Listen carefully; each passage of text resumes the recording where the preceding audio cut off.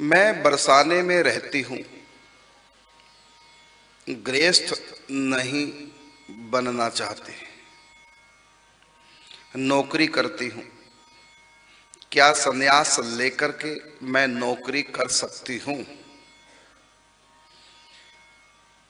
बरसाने में रहती हैं, सर्विस करते हैं, आप गृहस्थ बनना नहीं चाहती।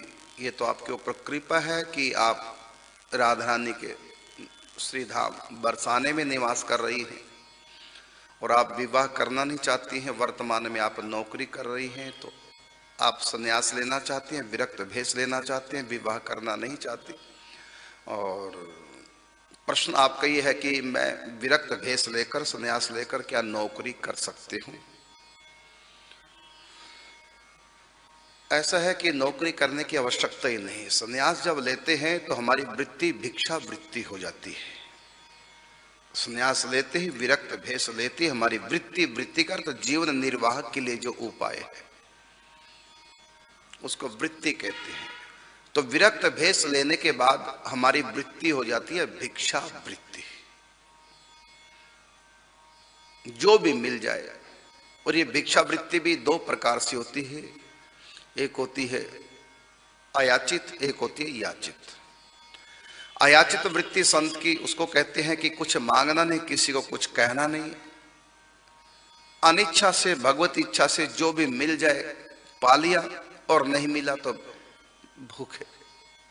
मांगना नहीं किसी से, किसी के द्वार पर नहीं जाना, इसको बोलते हैं अयाचित वृत्ति। और एक होती है याचित वृत्ति, अर्थात भिक्षा मांगना, भिक्षा करना, ब्रजवासियों के द्वार पर जाके टूक मांगना और उदर पूर्ति करके भगवत चिंतन भजन करना। तो ये दो वृत्ति है। और एक तीसरी और वृत्ति होती है, वो होती है कि गुरु स्थान पर किसी महापुरुष के, संत के, वृंदावन तो संतों का गढ़ है, वहां आश्रम है, वहां आश्रम में रहें, जो भी भंडारे में बने प्रेम से प्रसाद पाएं और अपना भजन करें विरक्त होकर के। एक बात हमारी इस प्रश्न में समझ नहीं आया, वो ये कि आप संन्यास लेना चाहते हैं, फिर नौकरी भी करना चाहते हैं। संन्यास का अर्थ तो होता है कि हम एक क्षण का भी समय संसार में ना बिताएं, सबसे विरक्त होकर के दिन रात भक्ति और भूख लगने पर भिक्षा मांग के विद्र पूर्ति कर ले। यदि आश्रम में रहते हैं तो वहां जो भी मिला शास्त्रानुकूल आहार उसको ग्रहण किया, अपना दिन रात भक्ति में। तो संन्यास तो होता है इसलिए कि संसार की किसी प्रकार की कामना नहीं, कुछ नहीं चाहिए। हाँ, शरीर को टुकड़ा तो चाहिए, इसको कामना नहीं कहते, इसको आवश्यकता कहते हैं। तो उसके लिए आश्रम में रहे, या हम 108 कुटिया बना रहे हैं वृंदावन में महिलाओं के लिए, आप 108 कुटियों में एक कुटी आपको मिल जाएगी। प्रेम से भजन करो, नौकरी करने की आवश्यकता क्या है, और भजन करें भाई। यदि आपकी भजन में पूर्ण वृत्ति आपकी है तो दिन रात भक्ति कीजिए, नाम जप कीजिए, चिंतन कीजिए, परिक्रमा कीजिए, बिहारी जी के दर्शन कीजिए, और भूख लगने पर 108 कुटियों में तीनों समय भोजन की व्यवस्था होगी, प्रेम से भोजन कीजिए, लगिए दिन रात भक्ति में। भाई नौकरी इसलिए तो करेंगे ना, आपके पेट भरना है।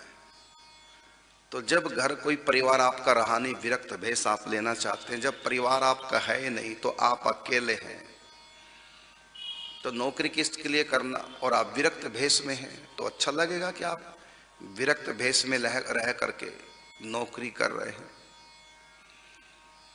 तो मैं ये नहीं कहूंगा कि आप शादी कराओ, क्योंकि आपका जब मन ही नहीं है तो जिस चीज के लिए मन नहीं हो क्यों हम उसको कहें। तो आप निवृत्ति मार्ग में जब आ रहे हैं तो नौकरी भी छोड़ दो। रही बात रोटी पानी की, भिक्षा कर लो। भिक्षा नहीं कर सकते तो 108 कुटियों में आप, वृंदावन में हम बना रहे हैं उसमें एक कुटी आपको दी जाएगी, सब महिलाएं होंगी वहां साधक। प्रेम से भजन कीजिए और आपको अच्छा संग में मिलेगा, वहां सत्संग होगा, कीर्तन होगा, भजन होगा, पूजा पाठ, सब कुछ आपका अनुकूल होगा। और कोई संसार का झंझट है, तो हम तो यही कहेंगे कि यदि आपको या तो आप गृहस्थ बने, फिर यदि गृहस्थ की कामना, लेकिन आपकी बात से लग रहा पता कि आपकी कामना नहीं है, तो फिर आप नौकरी ना करें, भगवान की नौकरी करो, दिन रात भक्ति भजन करो, यही मैं कहूँगा। और एक बात और कहना चाहूँगा, जो भी संत बनना चाहते हैं, चाहे लड़की हो चाहे लड़का, तो मैं इतना कहना चाहूँगा, यदि संसार में बिल्कुल मन नहीं है, गृहस्थ जीवन का बिल्कुल मन नहीं है, पूर्व जन्म का कोई ऐसा संस्कार आपका है, भगवान में विशेष आपका लगाव हो चुका है, संसार की भूख नहीं भगवान की भूख है, तब तो मुझको कुछ कहना नहीं।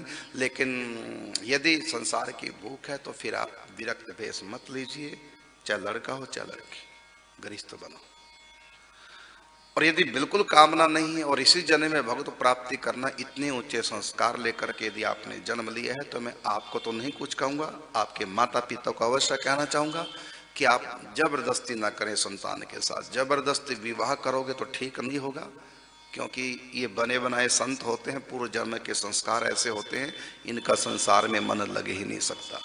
क्योंकि मैं देख रहा हूँ कितने संत ऐसे हैं जो गृहस्थ घर वालों ने जबरदस्ती बना दिया और छोड़ के फिर आगे वृंदावन, तो कोई लाभ नहीं। बरबस किसी को गृहस्थ नहीं बनाना चाहिए, नहीं तो बाद में छोड़ के भागेगा। क्योंकि जो आग है ना, जिसको लग चुकी है, ये बिना प्रभु मिलन की आग बुझने वाली नहीं। मीरा ने कहा ना कि मीरा की प्रभु पीर मिटेगी जब वैद समरिया होए, एरी मैं तो प्रेम दीवानी मेरा दर्द न जाने कोई।